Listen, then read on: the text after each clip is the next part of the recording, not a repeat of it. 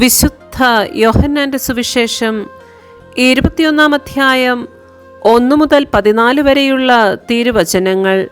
യേശു വീണ്ടും പ്രത്യക്ഷപ്പെടുന്നു. ഇതിനുശേഷം യേശു തിബേരിയാസ് കടൽ തീരത്ത് വെച്ച് ശിഷ്യന്മാർക്ക് വീണ്ടും തന്നെ വെളിപ്പെടുത്തി. അവൻ വെളിപ്പെടുത്തിയത് ഇപ്രകാരമാണ്: ശിമയോൻ പത്രോസ്, ദിദീമോസ് എന്ന് വിളിക്കപ്പെടുന്ന തോമസ്, ഗലീലയിലെ കാനായിൽ നിന്നുള്ള നഥാനയേൽ, സെബദിയുടെ പുത്രന്മാർ എന്നിവരും വേറെ 2 ശിഷ്യന്മാരും ഒരുമിച്ചിരിക്കുകയായിരുന്നു. ശിമയോൻ പത്രോസ് പറഞ്ഞു, ഞാൻ മീൻ പിടിക്കാൻ പോകുകയാണ്. അവർ പറഞ്ഞു, ഞങ്ങളും നിന്നോടുകൂടി വരുന്നു. അവർ പോയി വള്ളത്തിൽ കയറി. എന്നാൽ ആ രാത്രിയിൽ അവർക്ക് ഒന്നും കിട്ടിയില്ല. ഉഷസായപ്പോൾ യേശു കടൽക്കരയിൽ വന്നു നിന്നു. എന്നാൽ അത് യേശുവാണെന്ന് ശിഷ്യന്മാർ അറിഞ്ഞില്ല. യേശു അവരോട് ചോദിച്ചു, കുഞ്ഞുങ്ങളെ, നിങ്ങളുടെ അടുക്കൽ മീൻ വല്ലതുമുണ്ടോ? ഇല്ല എന്ന് അവർ ഉത്തരം പറഞ്ഞു. അവൻ പറഞ്ഞു, വള്ളത്തിൻ്റെ വലത്തുവശത്ത് വലയിടുക, അപ്പോൾ നിങ്ങൾക്ക് കിട്ടും. അവർ വലയിട്ടു. അപ്പോൾ വലയിലകപ്പെട്ട മത്സ്യത്തിൻ്റെ ആധിക്യം നിമിത്തം അത് വലിച്ചു കയറ്റാൻ അവർക്ക് കഴിഞ്ഞില്ല.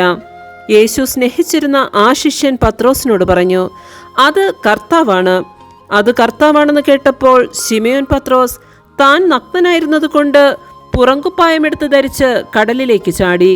എന്നാൽ മറ്റു ശിഷ്യന്മാർ മീൻ നിറഞ്ഞ വലയും വലിച്ചുകൊണ്ട് വള്ളത്തിൽ തന്നെ വന്നു.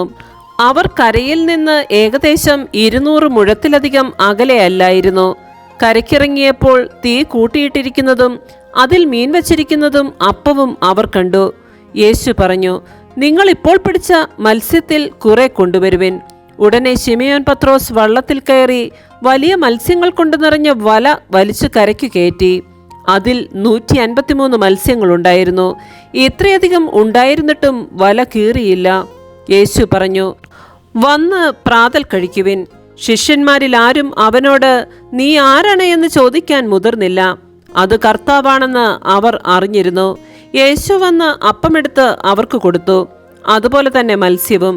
യേശു മരിച്ചവരിൽ നിന്ന് ഉയർപ്പിക്കപ്പെട്ട ശേഷം ശിഷ്യന്മാർക്ക് പ്രത്യക്ഷപ്പെടുന്നത് ഇത് 3-ാം പ്രാവശ്യമാണ്. നമ്മുടെ കർത്താവായ മിശിഹായ്ക്ക് സ്തുതി.